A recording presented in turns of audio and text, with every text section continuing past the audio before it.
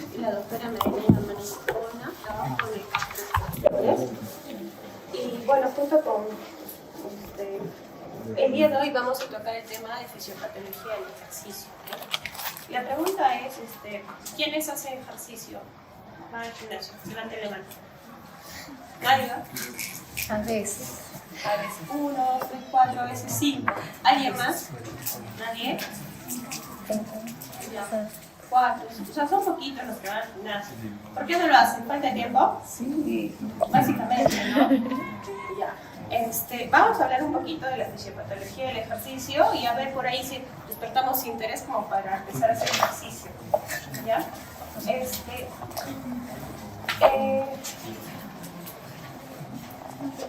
Dentro de la definición de ejercicio va a ser el ejercicio va a producir una respuesta y adaptación en el cuerpo, ¿no? O sea, el esfuerzo que se hace durante el ejercicio va a hacer que el cuerpo se adapte a una nueva función. O sea, vamos a tener que el cuerpo prácticamente cambia de forma, se nota físicamente. Si el paciente está gordito, empieza a hacer ejercicio, va bajando de peso, mejora su capacidad de tolerar el trabajo. Ahora, dentro de la fisiopatología del ejercicio va a variar el trabajo dependiendo de la intensidad del ejercicio. Puede ser leve, moderado o intenso. Va a variar dependiendo de la frecuencia, puede ser una vez a la semana, 2 veces a la semana o 5 veces a la semana. Y también va a depender de la duración, puede ser 1 hora, 2 horas, y hay gente como los atletas que hacen hasta 4 horas al día de ejercicio, ¿no?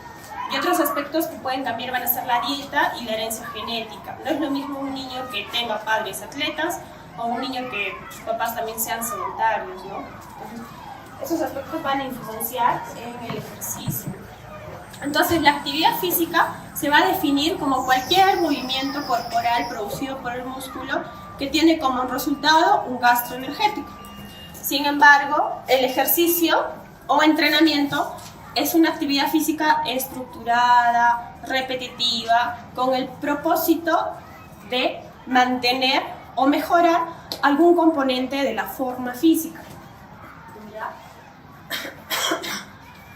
Esa forma física se va a observar como, por ejemplo, como les decía, en la distribución de la grasa subcutánea, en la proporción de la grasa visceral. Se va a observar también en la densidad ósea o en su flexibilidad.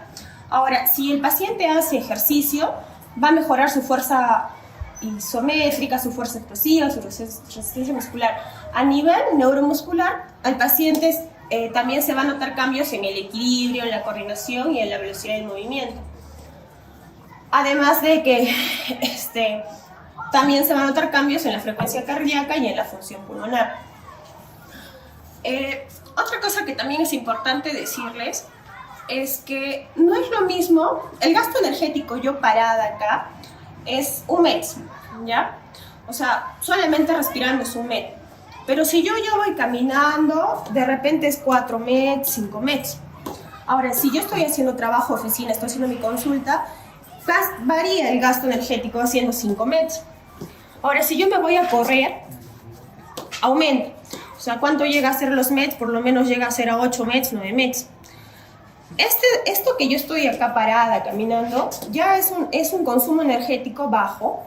Si yo estoy trabajando en la consulta, ya es un gasto energético moderado. Y si de pronto ya estoy corriendo, ya está siendo un gasto energético alto, ¿sí? ¿Qué pasa? Si nosotros no estamos haciendo ejercicio, las mitocondrias en nuestros músculos no tienen estímulo, ¿ya?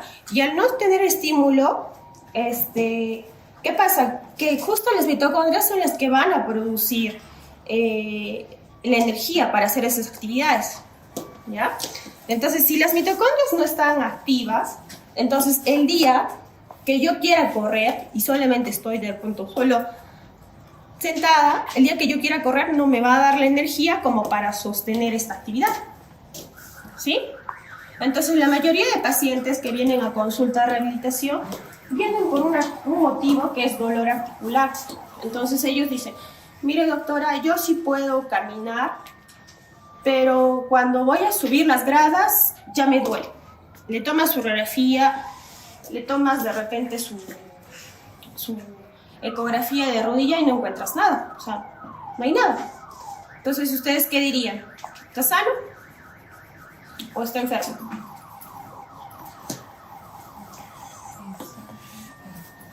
O sea, pero el paciente viene por dolor o lo mandamos a psiquiatría.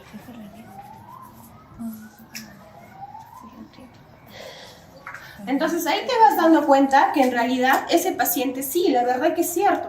Lo que pasa es que como su metabolismo basal solamente trabaja, su trabajo es de oficina, el día que su requerimiento metabólico es mayor como para subir gradas o como para caminar un poco más apresurada va a ser mayor. Entonces ahí ¿qué va a pasar? Como la demanda es mayor, el músculo va a tener que entrar al trabajo.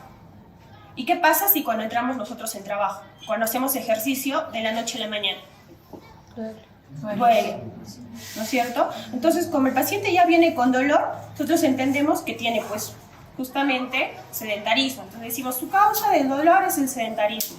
Tiene que hacer actividad física. Entonces, por eso prescribimos ejercicio, ¿sí? Entonces, y se va a expresar, entonces, un paciente que está sedentario todo el tiempo, va caminando así. Así camina. Un paciente que hace actividad física regular, camina así. Un poco más derecho. ¿Por qué? Porque cuando hacemos ejercicio se van activando músculos que normalmente no se mueven cuando estamos en reposo, como son los glúteos, como son los cuádriceps. ¿Ya? Entonces, el hecho de hacer ejercicio entrena musculatura diferente a la que normalmente usamos sentados. Aquí cuando estoy sentada, ¿qué utilizo? Los dorsales. ¿Qué más? Nada más. Todo está en reposo. Solamente están los dorsales y el cuádriceps y el glúteo está en reposo. Entonces, no hay demanda del músculo para mejorar, digamos, su metabolismo. Entonces, ese músculo tendrá unas mitocondrias que están, pues, en reposo y no van a producir la energía necesaria para cuando el paciente tenga la necesidad de una actividad mayor.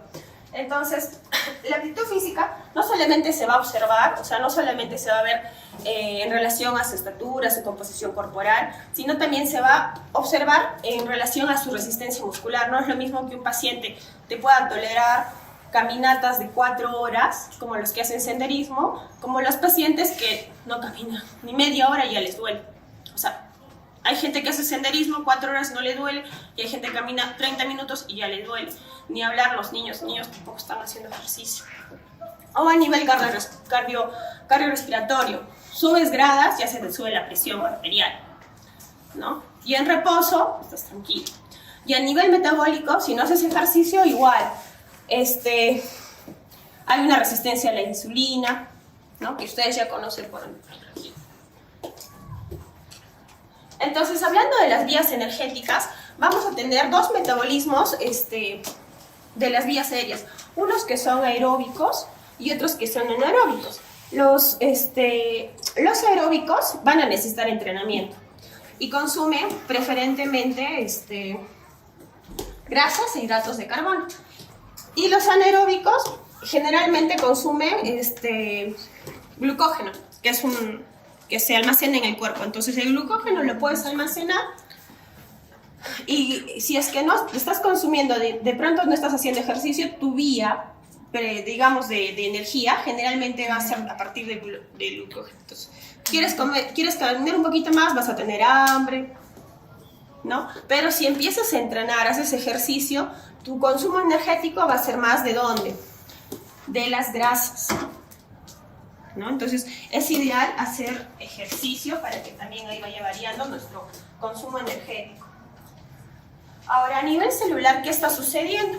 A nivel celular tenemos dos tipos de fibras, unas rojas y otras blancas. Y estas de acá son las intermedias que se llaman rosadas. ¿Cuál ustedes creen que son aeróbicas y cuáles son anaeróbicas?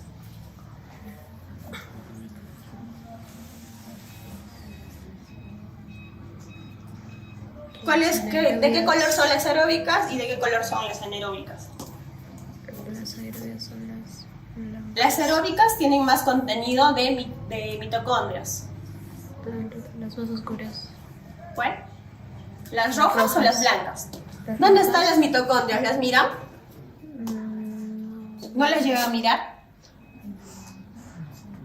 Citología. Ah, sí, más rojas. ¿Sí? Acá está citología. ¿No? Entonces sí se observan las mitocondrias. Entonces las mitocondrias en mayor contenido están en las fibras rojas. Y las fibras rosadas tienen algunas, ¿sí? Y las fibras blancas, chiquititas por ahí, no se mira, ¿sí? En cambio las fibras rojas, miren. Entonces estas son nuestras baterías, o sea, lo que produce energía, lo que moviliza, lo que consume, el que produce el ATP es la mitocondria. Y se están preferentemente en las fibras rojas. Y si es que estamos en sedentarismo, ¿qué van a predominar? Las fibras blancas. Si empezamos a hacer actividad física, ¿qué predomina? Las rojas por las rosadas. O sea, estas de acá se pueden transformar en blancas o rojas, dependiendo del estímulo que yo le dé. Por eso es que el ejercicio, no es que yo haga ejercicio. Hay pacientes que te dicen, doctora, yo era deportista y ahora no sé por qué me duele. Porque si bien es cierto, ha sido deportista en una época, actualmente ya no hace actividad física. Entonces, máximo te dura 2 semanas el ejercicio. O sea, el beneficio del ejercicio es reversible. Entonces, 2 semanas, otra vez aparece esta transformación. ¿Ya? ¿Hasta ahí claro, no es cierto? Ya. Ahí está para que revisen. Entonces, las fibras rojas tienen mayor cantidad de mitocondrias, mayor presencia de mioglobinas, almacenan gran cantidad de oxígeno. Tienen mayor demanda de circulación, o sea, tienen mayor capilaridad también. Están inervados por medios motores más finos, por lo que presentan mayor umbral de excitación baja y desarrollan resistencia. O sea, si utilizan proteínas y lípidos, van a tener mayor capacidad de resistencia. A diferencia de las blancas, que son mucho más, son de preferencia anaeróbicas, van a utilizar las vías glucolíticas.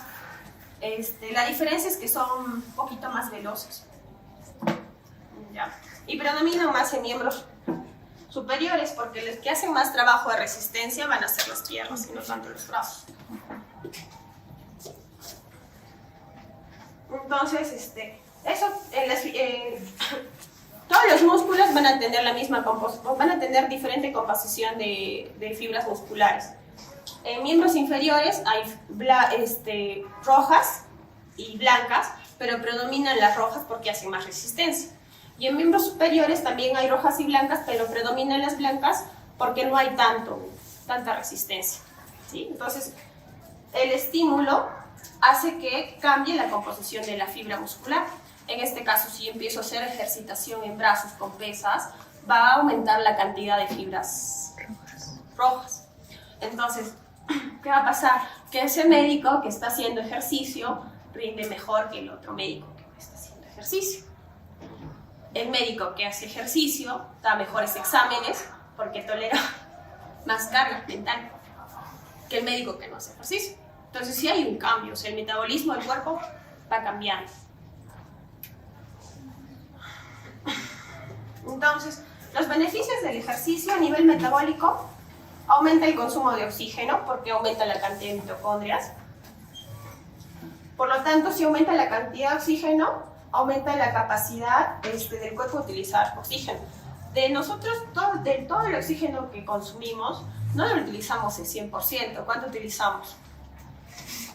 Cuando somos jóvenes, ¿cuánto está la saturación de oxígeno? No es el 100%. 95, 96. Si encuentras a una persona joven, vas a encontrar en 98%, y esto sí es joven. Si lo vas a encontrar a un anciano, ¿cuánto será su saturación? 94. 94, 93. Entonces, entre mayor sea, digamos, tu metabolismo, vas a tener mejor consumo de oxígeno. Entonces, en pacientes que ya tienen muchas comorbilidades, mucho deterioro, a veces le tomas la saturación y su basal es 90. Entonces, se notan sus cambios. A nivel locomotor, va a favorecer la entrada de calcio a los huesos, por lo tanto, es un protector para la osteoporosis. Además, el mecanismo de traccionar, o sea, el mismo ejercicio, al hacer movimiento tracciona, el músculo hace una tracción sobre el hueso. Entonces, el efecto mecánico de la tracción hace una formación ósea, ¿no? O sea, ahí tienes otro beneficio. Lo mismo que el músculo que tracciona también, tracciona, fortalece los ligamentos, incrementa el grosor de los cartílagos. No lo he visto, pero los libros dicen que incrementa el grosor de los cartílagos. Probablemente porque si tú quitas la presión al cartílago, mejora la circulación y se hidrata un poco más, ¿no? Por ahí podría ser. Aumenta el número de tamaño de las mitocondrias, mayor contenido de enzimas oxidativas y favorece el consumo de los ácidos grasos, ¿no? A nivel cardiovascular, el deportista está sentado, su frecuencia cardíaca pues será pues de casi 70, ¿no?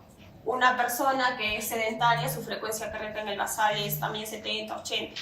La diferencia es cuando a los dos empiezan a subir gradas, ¿no? Cuando empiezan a subir gradas, el deportista tendrá su frecuencia cardíaca igual, a lo mucho subirá a 90, 100, y eso. En cambio, el paciente que no hace ejercicio, su frecuencia cardíaca se subirá a 140. O sea, se notan los cambios en la frecuencia cardíaca. Entonces, igual la presión. ¿En quién aumentará la presión? ¿El deportista? El deportista incluso maneja presiones bajas, ¿no? Y el paciente sedentario, sus presiones siempre son normales o altas. Además que favorece la circulación colateral de la arteria coronaria. Un paciente cardiópata sedentario y un paciente cardiópata en un programa de rehabilitación donde se incorpora el ejercicio, el que tiene hace que parezca un paciente normal, que la angina que se presentaba, el dolor precardíaco que se presentaba de repente al caminar ya no la tenga, o sea, se vuelve casi como un paciente normal. ¿Por qué? Pues porque aumenta la cantidad de mitocondrias, o sea, la capacidad energética mejora. Y bueno, ya tienen para leer un montón de cambios que va a producir el cuerpo. ¿Ya? Ahora, todo es en pro, o sea, el ejercicio siempre va a producir beneficios, no sé, o sea, hay que tener cuidado, porque si bien es cierto, el ejercicio produce beneficios, cuando no está bien prescrito puede producir un poquito más de dolor o puede producir más inflamación. Hay muchos pacientes que a veces van al gimnasio porque quieren cuidar su salud y le ponen muchas cargas y ese cuerpo no está preparado, aumenta, digamos, el dolor e incluso puede haber sinovitis, que ya está diciendo que hay una inflamación, ¿no? Y si es que aún así el dolor no lo ahuyenta y sigue haciendo ejercicio, más allá de lo que puede, entonces puede haber una muerte súbita cardíaca, ¿no? Entonces el ejercicio tampoco debe ser, digamos, tomado a la ligera, ¿no? Es muy poquita la incidencia de muerte súbita, pero se puede detectar con pruebas de esfuerzo, ¿no? Entonces, lo que nosotros prescribimos dentro de lo que se prescribe el ejercicio aeróbico, puede ser, lo que les decía, la intensidad puede ser suave, moderado o fuerte. Dentro de lo que es suave va a ser del 60% de la frecuencia cardíaca máxima, ¿ya? Si es moderado va a ser el 75% de la frecuencia cardíaca máxima y si es alto vas a llegar a la frecuencia cardíaca, al 85% de la frecuencia cardíaca máxima. Y ahora ustedes dirán, ¿qué es la frecuencia cardíaca máxima? ¿Cuánto es su frecuencia cardíaca normal de ustedes? 60 a 100. 60 a 100. 60 a 100. Bueno, por ahí vamos un 100, ¿no es cierto? Ya. Pero cuando hacen ejercicio, ¿a cuánto se sube? 120, 130. Entonces, esa es la frecuencia cardíaca máxima, ¿no? Es la que se modifica, la frecuencia cardíaca máxima, cuando empiezan a hacer actividad física. Entonces, de repente, si yo los someto a ustedes que están en centrismo, les someto mucho a actividad física, ¿qué pasa si yo llego al 100% de su frecuencia cardíaca máxima? O sea, los llego a 200, digamos. Si eres 100, te llego a 200 latidos por cardíaco. ¿Qué va a pasar con tu corazón? Arritmia. Va a producir arritmia. O va a estar en angina, cualquiera de los dos, ¿no? Entonces no le puedo someter a un paciente a una frecuencia cardíaca máxima del 100%. Por eso es que esto ya se va a considerar fuerte o intenso. Entonces máximo lo llevaré al paciente. Para mandarle un plan de ejercicio, le mandaré a un 60% de su frecuencia cardíaca máxima. ¿no? Entonces ahorita vamos a ver cuál es la frecuencia cardíaca máxima. ¿Ya? 210 menos la edad, creo. Y 220. Ya. Entonces la forma más conocida y la más útil de medir es la forma de Carbonet, que es 220 menos la edad. ¿Ya? Que en este caso, a ver, alguien que me ayude. Ayúdame, por favor. 220 menos... ¿Cuántos años tienes? 23. Ya. 220 menos 23. 197. Y esa sería tu frecuencia cardíaca máxima. Entonces, si tú pronto haces ejercicio 197, vas a 198, de repente estás en riesgo de arritmia o... ¿no? Entonces, no puedes trabajar con una frecuencia cardíaca de ese tipo. Entonces, solamente tienes que llegar al máximo al 90, porque si no, ya estás en riesgo. Hasta ahí más o menos se entiende, ¿no es cierto? Ya. Igual hay un ejemplo, un paciente de 30 años, 220 menos 30, 190. Esta sería su frecuencia cardíaca máxima. Y le sacas a ver, ¿en el tuyo cuánto era? 197. 197 por 60 entre 100. 118. Entonces, un ejercicio moderado deberías alcanzar 118 latidos por minuto. Sí, eso sería moderado. Entonces, un entrenamiento puede iniciarse con ejercicios de baja o moderada intensidad, pero no puede iniciarse con ejercicios de alta intensidad.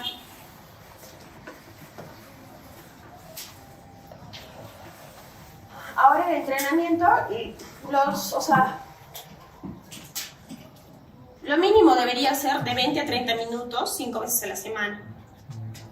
No, entonces hacemos los 30 minutos 5 veces a la semana, no hacemos. Entonces ahí estamos en deficiencia. Ahora, otra forma también de ver cuál es la intensidad del ejercicio. ¿Ustedes se acuerdan de la escala de Borg? En cardiología también lo vimos. Donde teníamos disnea. ¿Se acuerdan? Cuando había disnea, el paciente, si tú estás haciendo ejercicio y puedes hablar mientras estás haciendo ejercicio, lo vas a considerar intensidad suave. Si tú estás haciendo ejercicio y ya te dificulta hablar, le vas a considerar moderada. Y cuando tú ya estás haciendo ejercicio y ya no puedes hablar, ya va a ser intensidad alta. Entonces ahí también lo vas clasificando. Entonces en el gimnasio, si ustedes, es un peso de 5 kilos que puede variar. Un peso de 5 kilos para ustedes de repente no es mucho, pueden hablar. Pero un paciente que tiene 80 años y va haciendo el mismo ejercicio con el mismo peso, de repente ya no puede ni hablar. Entonces va a cambiar. Entonces no necesariamente tengo que estar viendo la pulsación, sino ya simplemente con esas pautas puedo ver, qué tipo de ejercicio, si está haciendo una intensidad baja, moderada o alta. Ahí está. Entonces, como ya estamos viendo que son varios los beneficios del ejercicio, los prescribimos absolutamente en todo, ¿ya? Entonces, los prescribimos en lumbalgias, ahí hacemos ejercicios de Williams, los prescribimos en Parkinson, hacemos ejercicios de coordinación y equilibrio, porque es lo que más se altera en nuestros pacientes, en artrosis, en defectos posturales, en síndrome de hombro doloroso, osteoporosis, y en secuelas neurológicas que ya vamos a ir desarrollando durante la fase. Entonces el objetivo dentro de rehabilitación va a ser mejorar la capacidad ventilatoria del paciente, mejorar la postura del paciente. No es lo mismo que hagamos ejercicio, el gasto energético cuando tienes una adecuada postura es menor al gasto energético cuando tienes una postura alterada. O sea, es el doble. Hacer solamente por la postura ya incrementó tu gasto energético. Cuando estás en buena postura, es como que gastas menos, ¿no? Y tienes más energía para hacer más cosas. Hay gente que solamente con el hecho de... tú comparas, hay gente que tiene más energía para hacer en el día varias cosas y otras personas no. Justo yo les comento, el año pasado yo hacía CrossFit y no sé cómo no me cansaba para todo y terminaba tranquilo, porque mi nivel de entrenamiento estaba alto. Y este año dejé de entrenar, solamente voy al gimnasio y como ya no tengo esa intensidad de carga, ya me siento más cansada, se me agota la energía. Entonces sí, hay una diferencia. Entonces lo ideal sería que el cuerpo se entrene con una carga más o menos moderada alta. Disminuye la rigidez, mejora la coordinación, disminuye el dolor, mejora el equilibrio y mejora la calidad de vida. Bueno, hasta ahí. Espero que no les haya aburrido. Pueden buscar más información, ahí está. Un libro bonito para esto es este de acá, Kirchner, para que busquen prescripción del ejercicio y para todas las patologías. Y eso sería todo. Si no hubiera alguna pregunta, ya nos podemos retirar todos.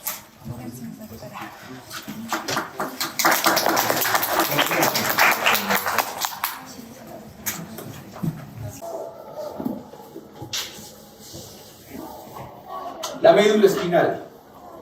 La médula espinal conocemos a través de su anatomía que existen núcleos, existen vías que ascienden llevando información sensitiva que puede ser consciente o puede ser inconsciente, es decir, no nos damos cuenta pero tenemos la información.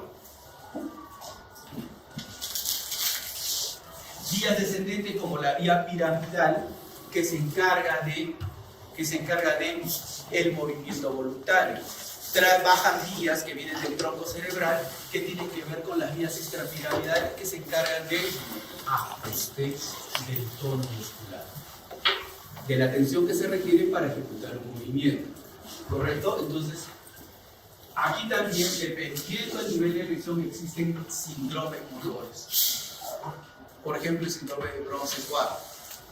¿Alguien ha escuchado hablar del síndrome de Bronce-Quart? ¿No? Okay.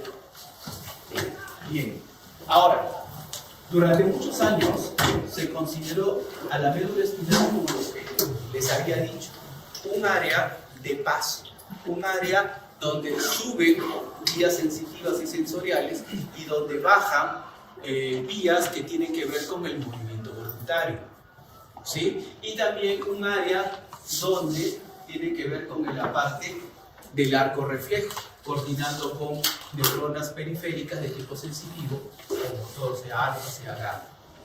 ¿Correcto? Y también de la vía parasimpática. Sin embargo, en las últimas décadas se ha visto que la médula espinal es mucho más que eso.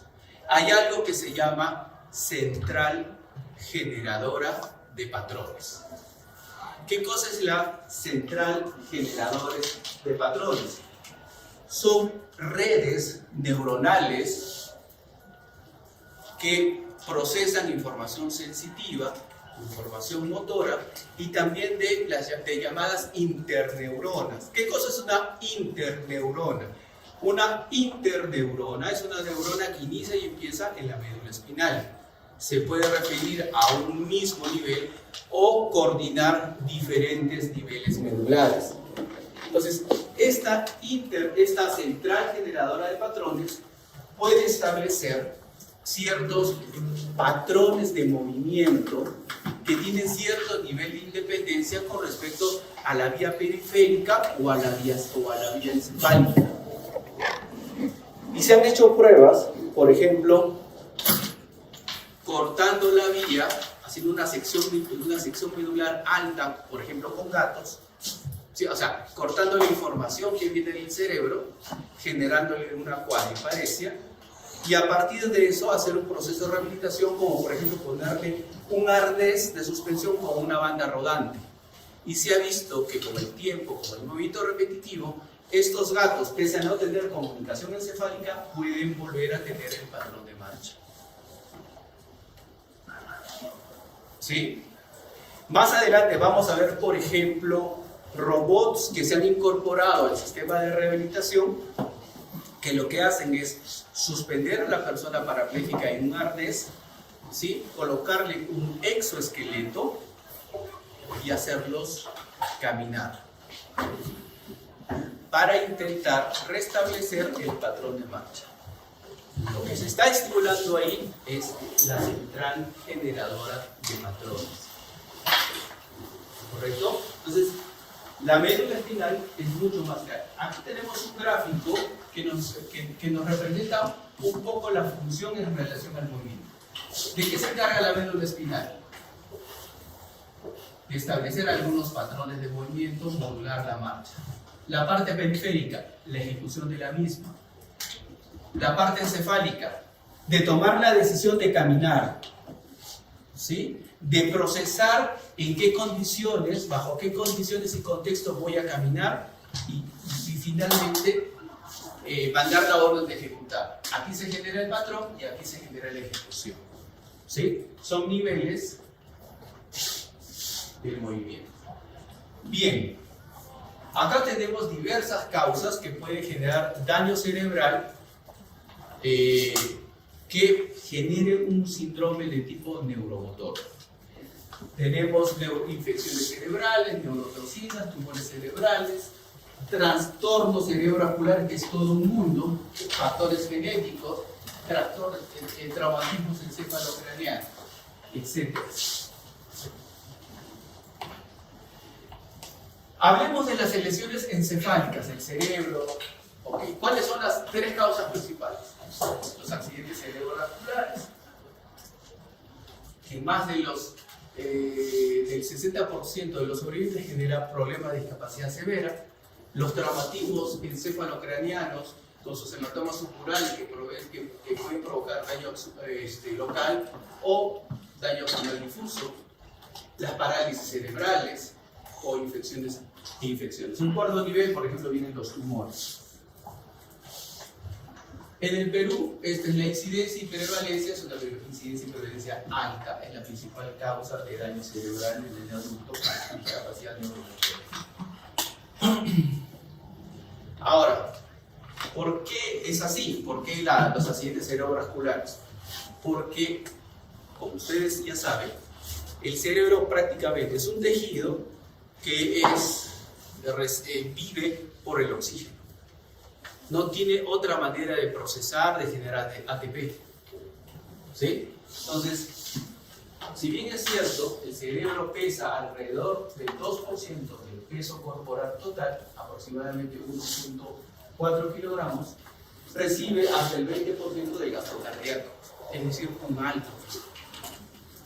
Y una obstrucción y la irrigación, sea la causa que sea, puede en breves minutos generar una lesión con secuela. La ventana para actuar es realmente pequeña.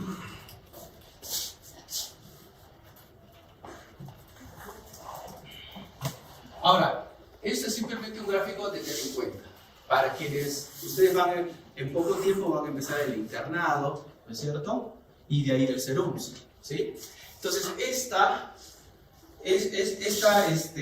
clasificación que tiene este nombre gradúa de una forma muy práctica los síndromes neuromotores de origen vascular. ¿Sí? Están los infartos laculares, el ASI, el TASI, que se refieren a la circulación anterior, los infartos parciales de circulación anterior, el cerebral media, el PASI, y los infartos de circulación posterior, cada uno con su clínica y con su incidencia. Esa es una clasificación muy fácil, muy práctica a tener en cuenta en esta parte de la vida de ustedes. Ahora, tenemos que localizarnos aún más. De las lesiones que se producen en el área motora primaria, también me puede dar varios síndromes, pero el síndrome que nos vamos a referir para desarrollar la clase es el síndrome espástico o síndrome de neurona motora superior. Clásicamente, este es un cuadro clásico que habla acerca de los síntomas y signos que tiene un síndrome de tipo espástico, que de lejos es el más frecuente de los síndromes neuromotores superiores. Lo han clasificado en signos positivos y signos negativos.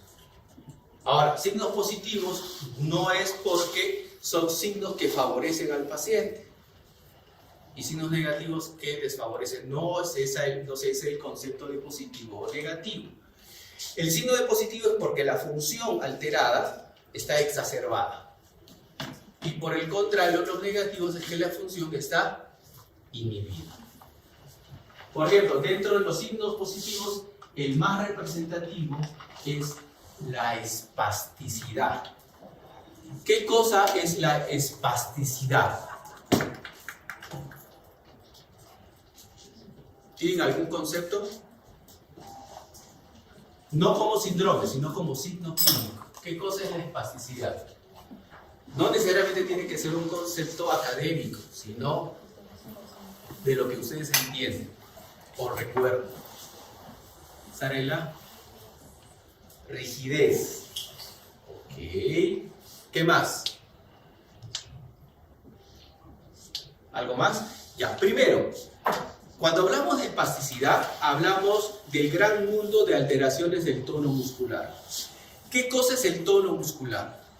El tono muscular es la tensión que se necesita tener para mantener una postura estática, como la de ustedes en este momento, o dinámica, como la de yo desplazándome en el aula. ¿Correcto? Esa tensión que se requiere para hacer una actividad, sea estática o dinámica, es el tono muscular. Me prepara para el movimiento y es muy dinámica. Imaginemos, por ejemplo, que estoy conversando con ustedes y por alguna casualidad viendo una pelota y me cae en la cabeza, en la parte posterior, no la veo venir. ¿Me puede lesionar el cuello? Sí. Sin embargo, si ustedes me invitan a jugar el fin de semana un partidito de fulbito, alguien me pega un centro, voy y cabeceo, de repente con un balón que venga a una intensidad más alta y no pasa nada. ¿Por qué? Porque al verla venir, ajusté mi tonicidad y pude cabecear sin problema. Imaginemos que están bajando por las escaleras, distraídas porque después de esto tienen un examen, y calculan el último escalón de más y de menos. ¿Qué va a pasar en el último escalón? Van a trastabillar. ¿Por qué? Porque ustedes, al ver el escalón, ajustaron la tonicidad de aquellos músculos que ustedes pensaban que iban a usar en el último escalón.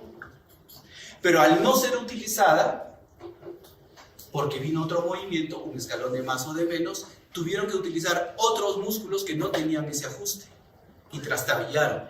Ahora ustedes son jóvenes, se recomponen en el camino, en tiempo real, y no pasó nada. Yo de repente me caigo, ¿no es cierto? Entonces, así de dinámico es el tono muscular.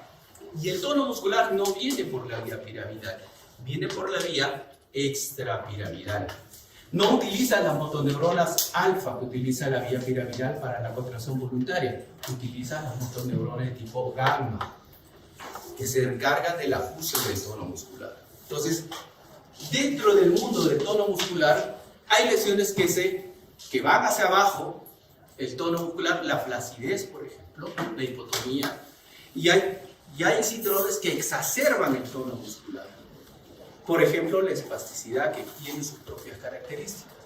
Pero, por ejemplo, es diferente de la rigidez neurológica que se da en el paciente con Parkinson, o de la llamada distonía, que son alteraciones del tono dinámica en función de si estoy estático o dinámico, en función de qué actividad haga. ¿Ok? Entonces, dentro del mundo de las alteraciones del tono, hay hipertonías de diferente tipo. Decir hipertonía, por tanto, no es igual a decir espasticidad. Son cuestiones diferentes. Tienen características diferentes. A veces, incluso médicos experimentados confunden, por ejemplo, la espasticidad con la distonía. Es muy frecuente eso en parálisis cerebral, por ejemplo. Y es importante que ustedes aprendan la diferencia. ¿Qué más hay? Reflejos positivos y reflexia, ¿no? Los reflejos están exacerbados. Hay reflejos primitivos de Babinski, por ejemplo, el Hoffman, hay clones. Y dentro de las negativas, la principal son alteración del control motor voluntario y la disminución de la fuerza. Aquí también hay que aprender a diferenciar lo que es evaluar fuerza muscular y evaluar control motor voluntario. A ver, ¿qué es el control motor voluntario? La capacidad que tiene mis manos de poder hacer el movimiento al cual fue ordenado. Quiero coger la botella, ¿me permites? Mi cerebro ordena, coge la botella, y mi mano responde y coge la botella. La fuerza muscular es vencer la gravedad, es vencer una resistencia para generar desplazamiento. Por eso las escalas de fuerza tienen que ver si vence la gravedad o vence una resistencia externa. El control motor voluntario es una característica diferente. Es si yo puedo mover lo que quiero mover. En hemiplegia muchas veces los pacientes se quedan con este patrón, que es muy típico del paciente hemipléjico en miembro superior, ¿cierto? Deben haberlo visto en sus rotaciones de neurología. Y ustedes le dicen que extienda el codo y el paciente no puede extender el codo. Pronosupina, no puede prononar. Cierra la mano, cierra en bloque. Así su mano cierra en bloque y sale el movimiento en bloque. Entonces, eso es alteración del control motor voluntario. En lesiones encefálicas es más importante la alteración del control motor voluntario y hay escalas para evaluar eso. En lesiones medulares es más importante la medición de la fuerza muscular, si vence o no vence resistencia. Y las escalas están en ese sentido. Y la disminución de la coordinación porque hay torpeza motora, ¿no? Yo puedo cerrar, abrir la mano, pero no puedo coordinar el movimiento fino entre ellas. La torpeza motora, falta de estrés. Ok, vamos a ver una evaluación de control motor segmentario y ustedes me van a decir qué diferencia hay entre el paciente A y el paciente B.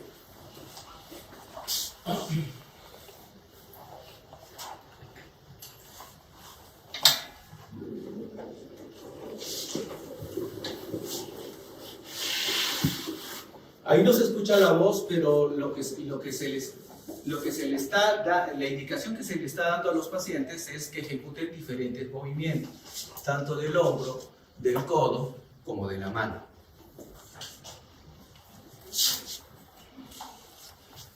¿Y qué estamos observando? Lo que estamos observando es que el paciente tiene un solo y único movimiento.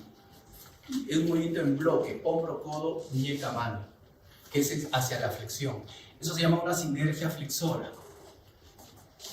¿Ok?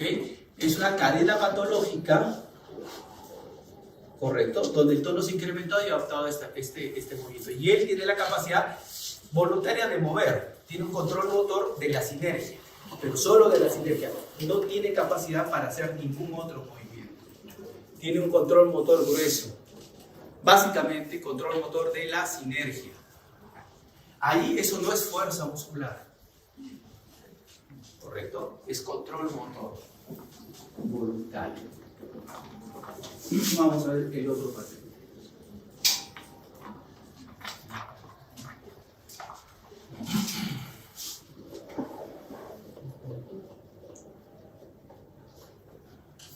Observen.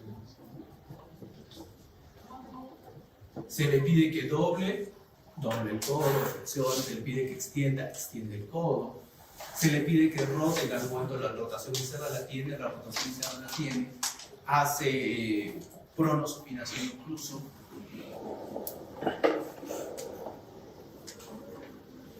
Prona. Supina. Y al hacer pronosupinación ustedes van viendo que no se incrementa la sinergia. Hay expresión de la sinergia, pero la puede hacer el movimiento segmentario hasta cierto punto de manera independiente. Incluso tiene una ligera apertura de la mano. Entonces, ¿hay diferencias con el paciente B, con el paciente del polo azul? Sí. ¿Qué está sucediendo en este paciente? Que el movimiento voluntario está siendo más segmentado, ya no es un movimiento en bloque. ¿Hay expresión de la sinergia? Sí, porque ahí está, pero está parcialmente inhibida. ¿Ok? Que permite tener movimientos no en un solo sentido, sino hace flexión pero también hace extensión, hace pronoción pero también supinación, hace flexión pero también extensión. El otro paciente tenía movimientos en un solo sentido y en bloque. ¿Se dan cuenta? ¿Sí? Entonces, dentro de las hemiplegias hay también diferencias y es importante anotar esa diferencia. Ahora, vamos a ver una evaluación del tono muscular típica.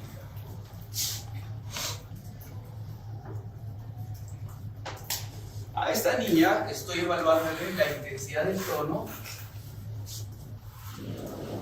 ¿Cómo se evalúa?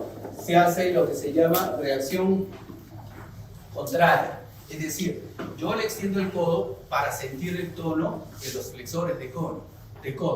Yo le flexiono el codo para sentir el de los extensores. Si le hago rotación interna, estoy sintiendo la resistencia de los rotadores externos. Si le hago rotación externa, estoy sintiendo la resistencia de los rotadores internos. Y ese nivel de resistencia comparado con lo normal me dice si es espaciado o no, como que sí es en este caso. Me dice la intensidad de la resistencia en función de la calidad de la resistencia, si es leve, moderada o severa, ¿correcto? Y acá hay una foto donde estoy evaluando la fuerza muscular. No es igual que este. Aquí le estoy diciendo al paciente, doble el codo. El paciente doble el codo, ojo, vence resistencia, vence gravedad. Ahora le pongo una resistencia externa y si es capaz de vencer. Eso es evaluación de fuerza. Esto es evaluación de tono. Y esto es evaluación de la calidad del movimiento voluntario. ¿Correcto? ¿Sí? Son cosas diferentes. Ahora, en medicina hay evaluaciones cualitativas, como las que se desarrollan normalmente en la historia clínica. Tiene el tono incrementado de forma leve, tiene acortamiento del tendón de Aquiles de manera severa, ¿ok?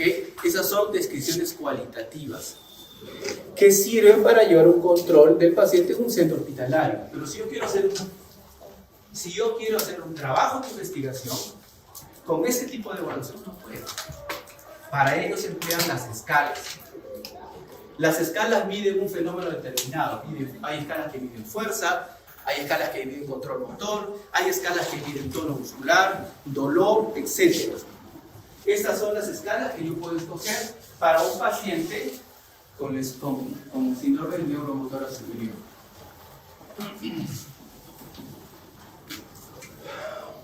En cuanto a la lesión medular, hagamos un rato, alejémonos de lo encefálico, acerquémonos a lo medular. ¿Cómo evalúo yo la lesión medular? Este test es un test muy famoso, muy utilizado, es el gol estándar de lesión medular para ver nivel de lesión y para ver gravedad de la misma. ¿Ok? Entonces, evalúa el nivel sensitivo, evalúa el nivel motor en un protocolo ya conocido. ¿Correcto? Y una vez evaluado, determinamos el nivel de lesión. Luego, si yo quiero establecer la gravedad de la lesión hacia, que es la escala, te ofrece 4 niveles de gravedad: hacia A, hacia B, hacia C y hacia D. El hacia A, la más severa; el hacia D, la más ligera. Entonces, de esta manera se evalúa el nivel y la gravedad de los pacientes con lesión medular. Ahora, en pacientes con lesión medular, no solamente es importante evaluar el nivel de lesión y el grado de lesión para ver el pronóstico del movimiento, de actividad postural o de funciones que va a desarrollar, como la marcha, sino también se lesiona, es muy frecuente que se lesione el sistema nervioso autónomo, con alteraciones del sistema nervioso simpático y parasimpático. Entonces, dependiendo muchas veces, cuando ustedes saben que el parasimpático se ubican los núcleos en el asta intermedia en los extremos de la médula espinal. El núcleo simpático en la zona dorsal baja o lumbar alta. Entonces, dependiendo del nivel de lesión, yo puedo lesionar a predominio simpático o a predominio parasimpático. Puedo cortar o no el control voluntario. Y de ahí es importante establecer si tiene o no vejiga neurogénica. ¿Qué cosa es la vejiga neurogénica? La incapacidad de sentir el llenado vesical, la incapacidad de poder muchas veces orinar, ¿sí? La incapacidad de controlar la frecuencia. Hay pacientes que tienen frecuencias muy altas porque pueden tener una vejiga neurogénica espástica o hipotónica. Eso va a depender del nivel de lesión. ¿Correcto? Lamentablemente no es el momento para ver a detalle. Es muy interesante este mundo porque en función de la alteración viene la medicación y el tratamiento. Bien, Visto lo que es la evaluación, entramos ya al proceso de rehabilitación. Primero, en medicina física y rehabilitación es un proceso, debe ser un proceso integral. Y que este proceso integral es multidisciplinario. ¿Sí? Debe entrar un equipo de profesionales, cada uno con una labor específica, comandado por el médico de la especialidad de medicina física y rehabilitación. Es así que una de las cosas que vemos es la intervención de psicología. ¿Cuándo interviene en psicología? Sobre todo en los procesos agudos, por el ajuste de la discapacidad. El paciente muchas veces pasa por una fase de negación. ¿Por qué a mí? ¿Por qué yo? ¿Sí? No estoy discapacitado. Hace poco tuvimos un caso de un paciente que había perdido la mano, la mano por un proceso de amputación, y él era carpintero, es carpintero. Y esa mano, por la evaluación, ya no puede ser usada. Entonces lo que le planteamos es reconvertir y tratar que la mano no dominante pueda coger algunas funciones para que pueda invertir su dominancia y pueda ejecutar algunas acciones de carpintería. Pero él está en una etapa de negación, no quiere, él quiere recuperar su mano amputada, o sea, quiere recuperar la función de la mano amputada. Esa negación lo único que va a llevar es a alargar el proceso, porque al tener intentos fallidos de recuperación de la funcionalidad, simplemente al final se va a dar cuenta, pero ya ha pasado un tiempo. Entonces, esa fase de aceptación de la discapacidad, tanto de la familia como del paciente, se encarga de. Muchas veces también nuestros pacientes no solamente vienen dañados, los encefálicos sobre todo, vienen dañados no solamente de la parte motora, sino también tienen un daño estructural a nivel de conducta, a nivel de funciones cognitivas. ¿Sí? Alteración de memoria, raciocinio, pensamiento, etc. Y psicología es lo que tiene que ver. Servicio social. Servicio social nos da apoyo logístico a todos los otros especialistas. Si necesitamos una muleta, él ve la manera en que con la familia o sin la familia, cómo conseguirla. Si necesitamos un ortético también. Pero la labor propia de servicio social es trabajar con la dinámica de la familia. Muchas veces se pierden los roles. Por ejemplo, imaginemos que a mí me da una hemiplegia que me imposibilite trabajar, con una fascia que me imposibilite hablar. ¿Correcto? Ya no puedo hacer mi labor de médico. Y digamos que mi esposa no trabaja, es una ama de casa. Tengo un hijo en la universidad, ¿ok? Y tengo un hijo que de repente trabaja en un trabajo eventual. Mi esposa, siendo profesional, no deja de trabajar. Entonces, ¿qué pasa? Si a mí me da la hemiplegia en esas condiciones, se trastoca toda la dinámica familiar, porque de repente mi hija, que estudiaba en la universidad, va a tener que, tal vez está acá, va a dejar de estar acá para estar de repente postular a la universidad pública.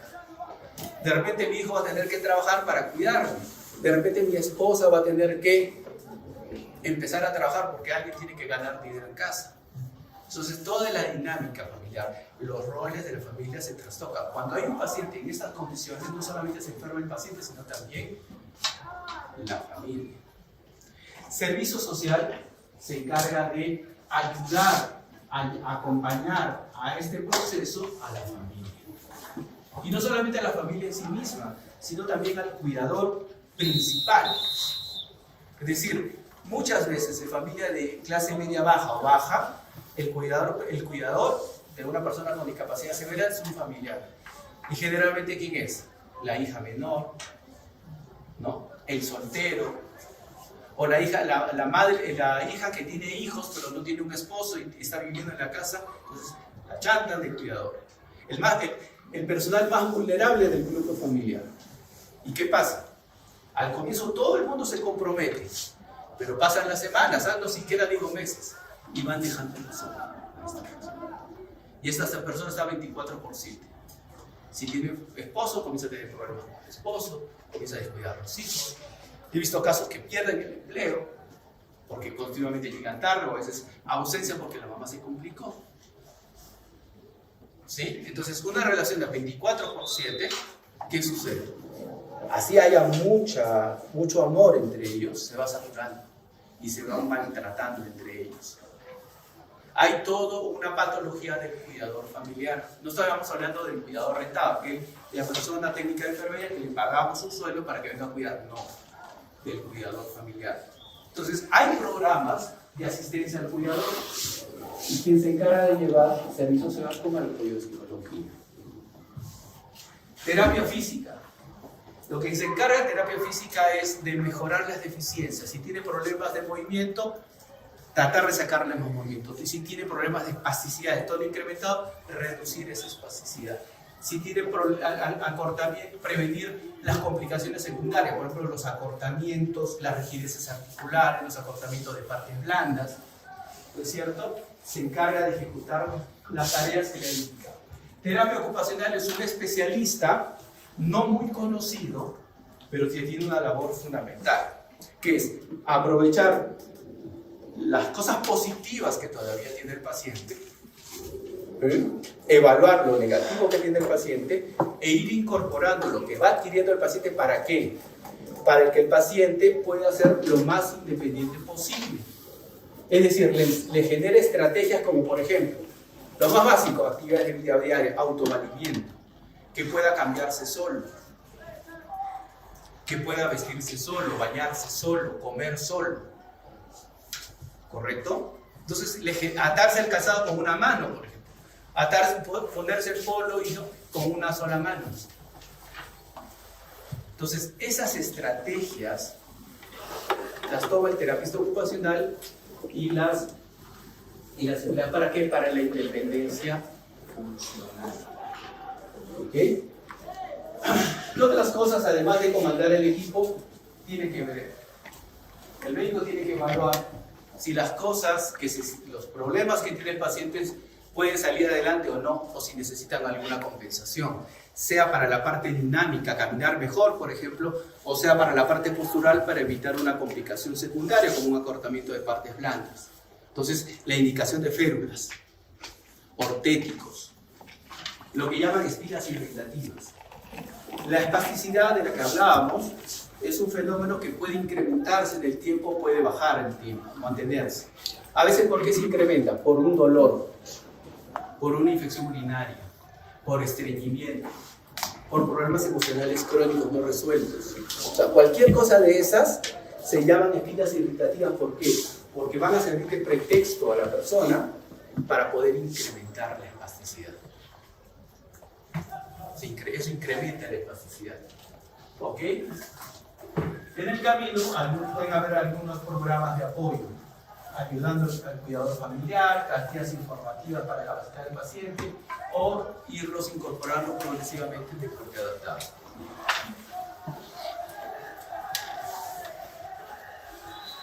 Ahora, ¿cuál es la base neurofisiológica sobre la cual los médicos en rehabilitación trabajamos?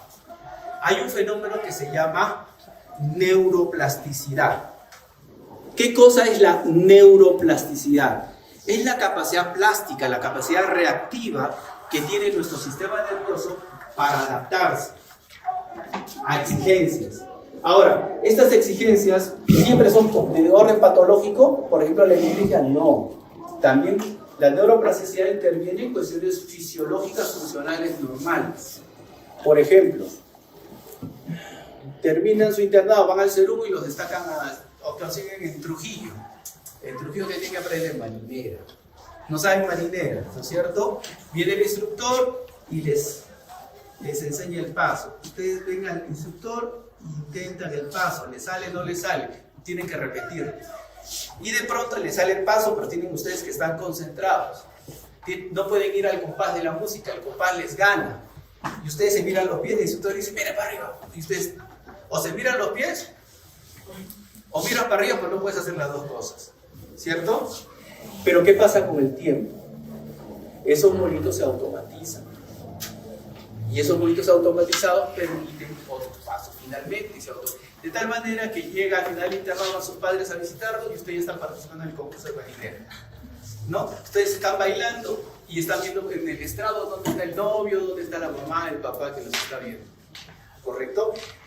Eso es proceso neurológico tiene que ver con fenómenos neuroplásticos. ¿La neuroplasticidad puede ser positiva? Sí. ¿Puede ser negativa? También. ¿Qué pasa si los enyesan por una fractura? Imaginemos una colis. Entonces, les quitan el yeso. ¿Cómo viene el paciente a la consulta? Observen. Sin yeso, sin vendaje, el paciente viene así. Y no tiene yeso. Su yeso es mental. ¿Sí? Se va a quitar la ropa, lo hace con una sola mano, hasta utiliza la boca, pero no incorpora la mano. Si ese miembro inferior viene, ya camina y está apoyándose así, no descarga sobre la boca. Hay estudios que hablan que la falta de enviar información propioceptiva al cerebro, ¿qué es información? Es la información inconsciente de posición en el espacio. ¿Ok? La espinocerebelosa. Esa información propioceptiva va al cerebro y el cerebro alimenta al área sensitiva secundaria y primaria. Y hay un homúnculo sensitivo, así como hay un homúnculo motor y un homúnculo sensitivo. Pero ¿qué pasa si me inmoviliza? Dejo durante un tiempo de enviar información propioceptiva al cerebro. ¿Correcto? Y el homúnculo de esa área se reduce. Entonces, parte del proceso de rehabilitación es hacer que vuelva a meter la mano. Y no estamos hablando de una lesión neurológica. Hay unos recursos que se llaman de propiocepción. En miembro inferior, ponerlos en un balón medio desinflado y los hacen hacer equilibrio. Esa hacer del equilibrio es para volver a activar las cadenas musculares reflejas que se necesitan para cuando te trastabilles en tu vida cotidiana. Hay gente que ha cortado su proceso de rehabilitación de un esguince de tobillo y viene y siempre se esguinza del mismo lado.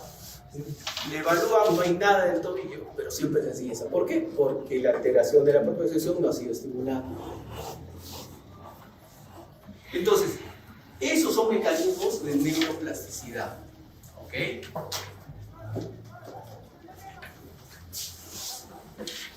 Mecanismos neuroplásticos, hay varios. Hay de tipo morfológico, como la neurogénesis, la regeneración axilar. Esto es para una sola clase, hablar de cada uno de estos mecanismos. Simplemente la idea de traerlo es para que vean que existen diferentes mecanismos neuroplásticos que tiene el cerebro para poder recuperar. ¿Cuáles son los objetivos de un proceso de rehabilitación? ¿Qué intentamos nosotros a través de activar el equipo de rehabilitación? Primero, mejora de las deficiencias primarias y secundarias. Si tiene problemas para tragar, rehabilitación para la disfagia. Si tiene problemas prioritariamente del movimiento de miembros inferiores, la idea es que saquen los movimientos. Si tiene espacidad, reducírsela. Con técnicas de terapia física, con férulas posturales, puede ser con medicación como baclofeno, por ejemplo, en algunos casos toxina botulínica. ¿Sí? Reducir el nivel de discapacidad y mantenerlo en el tiempo. ¿Qué cosa es reducir la discapacidad? Reducir la discapacidad es que cada vez dependa menos de nosotros para las actividades que este paciente necesite hacer. Que pueda caminar, no importa con mortero y con un bastón, pero que no necesite de un tercero. ¿Okay? Que pueda salir a la calle sin necesidad de supervisión, que pueda vestirse solo, si es posible bañarse solo, ¿okay? Con la recuperación de las deficiencias o con las compensaciones a través de algunos artilugios, aparatos, ortesis, dispositivos que le genera el terapista ocupacional indicado por el médico. ¿Correcto? Pero la cosa es que sea independiente. Eso es reducir el nivel de discapacidad. Y 3, finalmente, mejorar la calidad de vida de la persona y de la familia. Si yo vuelvo a trabajar después de una hemiplegia, ¿mejoraré o no mi calidad de vida? Si yo hago deporte al final de mi proceso de rehabilitación, ¿habré mejorado o no mi calidad de vida?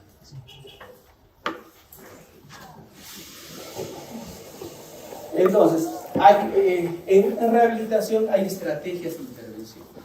¿Qué es primero? Movilizaciones pasivas, sobre todo en la etapa inicial. ¿Para qué implica la movilización pasiva? Por mover un brazo que yo no puedo mover como paciente. Primero, evita que me complique, que se me acorten los tendones, que se me ponga rígida la articulación, pero también a nivel de la neuroplasticidad reduce la neuroplasticidad maladaptativa. ¿Qué es la neuroplasticidad maladaptativa? La neuroplasticidad negativa. ¿Se acuerdan que les hablé de la persona que se enyesa y que se le reduce la parte sensitiva de los músculos de esa área? Ya. La espasticidad es una expresión de una neuroplasticidad maladaptativa o negativa. ¿Por qué? ¿Qué cosa es la espasticidad? Es una alteración del tono hacia arriba, un tipo de hipertonía. Entonces, eso no está bien. La idea es que recupere el tono de lo posible cerca de lo normal. ¿Ok? Entonces, las movilizaciones pasivas, se ha visto que si hay movilizaciones pasivas de manera importante, como deben ser, se reducen los niveles de espasticidad, o por lo menos la intensidad de la espasticidad. Por ejemplo, además de evitar complicaciones. 2. Inducir respuestas posturales. Facilitar el movimiento activo, favorece mecanismos de neuroplasticidad neurotrófica. Es decir, los terapistas físicos son las personas que trabajan para que el paciente mejore su alineamiento postural, mejore su manera de caminar o su patrón de marcha, mejore la calidad del movimiento, ¿sí? Con mejor movimiento, más disociado, con menos sinergia y con menos espasticidad. ¿Correcto? Entonces, se trabaja para eso. Mejorar el acondicionamiento físico. Imaginen ustedes una torta cortada en 3 pedazos, ¿correcto? Imaginen mentalmente una torta en este momento cortada en 3 pedazos. ¿Estamos? ¿Sí? Esa torta va a representar lo que el paciente va a lograr hasta el final de su proceso. ¿Ok? Un pedazo de la torta tiene que ver con la mejora espontánea. Así haga o no haga terapia física, el cerebro mejora por neuroplasticidad un determinado nivel de mejora. Obtiene un determinado nivel de mejora, ¿correcto? El segundo pedazo de la torta se refiere a mejoras que se han dado porque el paciente ha sido estimulado. Por ejemplo, haber llevado una buena terapia física, una buena terapia ocupacional, que el paciente trate de ser independiente en su casa, que tenga las férulas adecuadas. Entonces, eso ha estimulado la neuroplasticidad y ha obtenido un porcentaje más allá de solamente el espontáneo. Pero existe una tercera porción de la torta. Esa tercera porción de la torta tiene que ver con esto, con el acondicionamiento físico. Es decir, el paciente durante el proceso de rehabilitación también gana fuerza y gana resistencia. ¿Correcto? Como cualquiera de nosotros. Yo soy una persona desacondicionada, no hago ejercicio y se nota. ¿Qué pasa si ustedes me invitan a participar en un partido de fútbol el fin de semana? Al primer pique, levanto la mano y pido mi cárter. ¿No es cierto? Pero se dice top. En 3 meses, porque necesitamos un viejito, necesariamente porque la base lo obliga, y lo esperamos en 3 meses. Me empiezo a entrenar, en 3 meses habré adaptado mi cuerpo con más resistencia, más fuerza, y puedo de repente jugar un partido, unos 20 minutos, luego me saca para cumplir las normas, nada más, ¿no? De mantequilla por ahí. Ok, pero el hecho es que mejore. Igual, estas personas, a través del proceso, mejoran su fuerza y resistencia. Y esto le da un valor más agregado. De lo ya logrado por la neuroplasticidad, es un valor agregado, mejora su... Tal vez no la manera, pero sí las distancias que recorren, las fuerzas que pueden cargar. Pero ¿qué pasa? Si el paciente es dado de alta y no entrena en su casa, la familia lo va a traer a los 3 meses y va a decir lo siguiente: doctor, lo traigo porque ha retrocedido. ¿Qué pasó?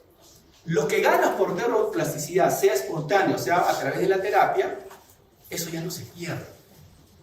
¿Qué es lo que se pierde? El acondicionamiento físico. Entonces, si es una persona que demostraba caminar por el barrio, que demostraba necesitar solamente supervisión para quitarse las cosas, pero en casa no lo hacen caminar, lo visten, lo cambian, le hacen las cosas, va a pasar 3 meses y va a retornar más dependiente y va a querer a la familia que lo vuelvan a poner a terapia. Por el contrario, aquel paciente que es bien cuidado, que tiene claro que tiene que hacer él y no la familia por él, a los 3 meses va a venir incluso mejor del momento que le dimos el alta. Entonces, mejora el camino. Generar nuevas estrategias de movimiento para realizar actividades continuas. Eso lo hace el terapista ocupacional. Le genera maneras de hacer las cosas con una mano, por ejemplo. Atarse el calzado, o de repente le dice a la familia, cómprele el pantalón con elástico y no con botones para que no tenga la necesidad de desabotonar, porque definitivamente no va a poder. Eso se llama compensaciones. ¿Ok? Compensar las deficiencias como ortéticos, eso lo ve el médico. El médico dice, no, ya pasó el momento que va a obtener el movimiento voluntario. Dicho sea de paso, me quedan 10 minutos. Ustedes han visto que hay una serie de fenómenos en el síndrome: espasticidad, hiperreflexia, hipertonicidad, alteración del control motor, fuerza muscular. De todos esos fenómenos, el control motor es bien lábil. Solamente se da los primeros 6 a 8 meses. ¿Se acuerdan de los dos pacientes, el de azul y el de blanco? ¿Sí? El de aquí que era totalmente sinérgico. Si a los 6 meses no se convierte como en el blanco, ya no va a salir nunca más de ese proceso. ¿Correcto?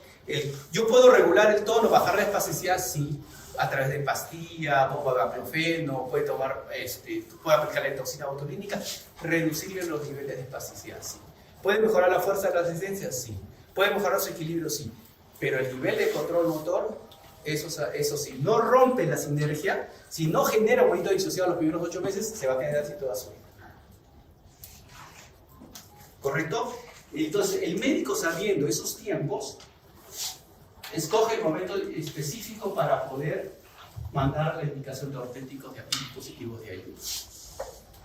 Capacitar a un asistente, no va a estar siempre en terapia. El terapista ocupacional, el terapista físico le enseña a la familia los ejercicios, las estrategias, cómo poner, sacar un dispositivo, cómo manejar un paciente. Y técnicas psicológicas de educación y soporte al paciente, de la familia y de los cuidadores. De eso ya hemos hablado. Bien, entonces, aquí he tenido algunas cosas que no son parte del proceso. La aplicación de toxina botulínica en el paciente espástico. El neurólogo generalmente no tiene muchos conocimientos de biomecánica y se encarga de poner toxina botulínica en distonías focalizadas, por ejemplo, un plefoespasmo, ¿no?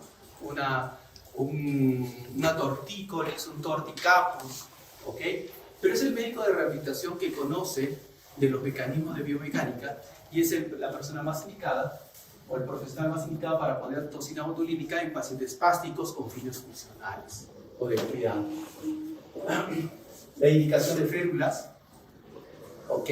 También en qué momento se necesita. Aquí hay trabajos de terapia ocupacional, es un gabinete de terapia ocupacional. La mesa de bipedestación. ¿En quiénes se utiliza la mesa de bipedestación? En pacientes con lesión medular. ¿Por qué?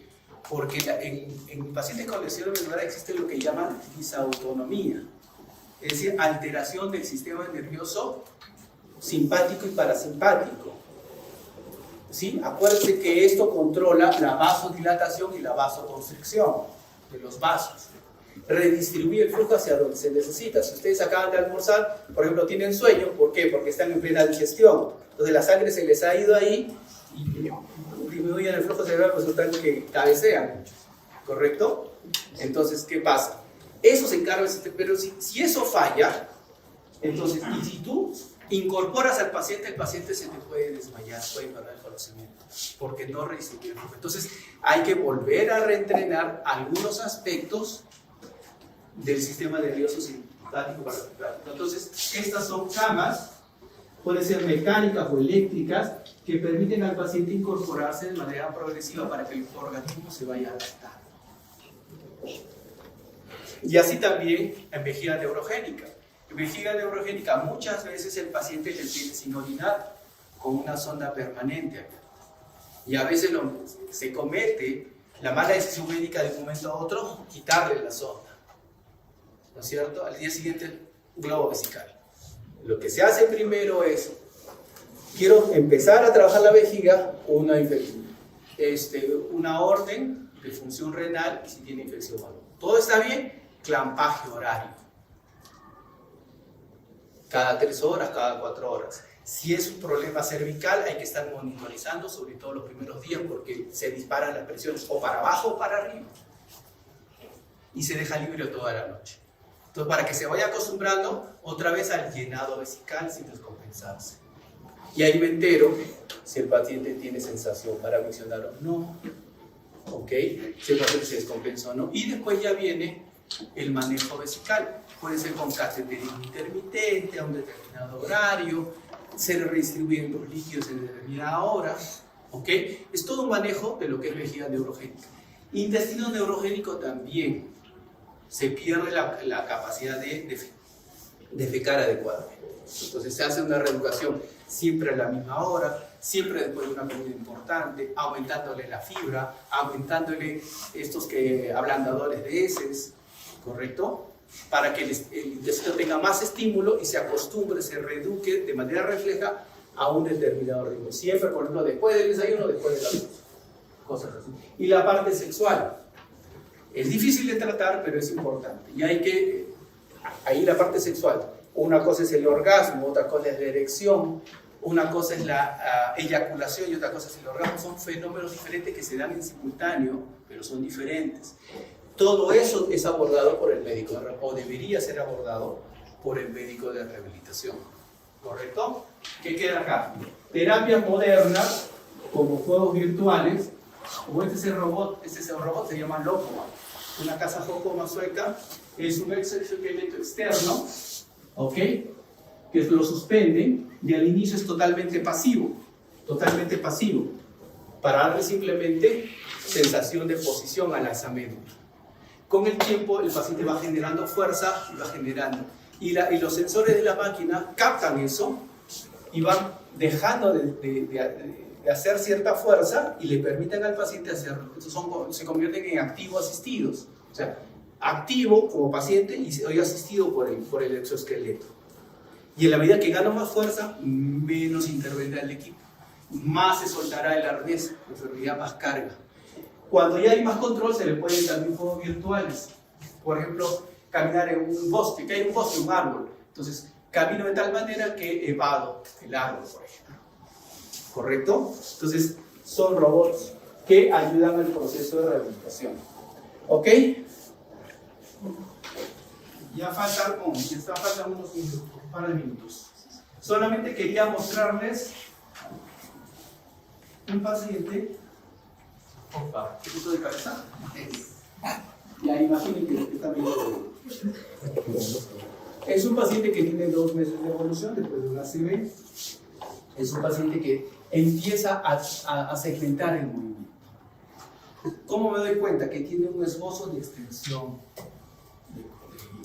de ¿cómo se llama? De codo. Es para mí un primer llamado que tiene un buen movimiento, una leve rotación externa. A que si yo le digo flexión el codo, no activa totalmente la sinergia, puede inhibir. O sea, puede activar una parte sin activar la otra parte. Entonces, si yo veo eso en un paciente, le doy con todo. Toxina botulínica, la ferulización, terapia intensiva. ¿Para qué? Para lograr después eso.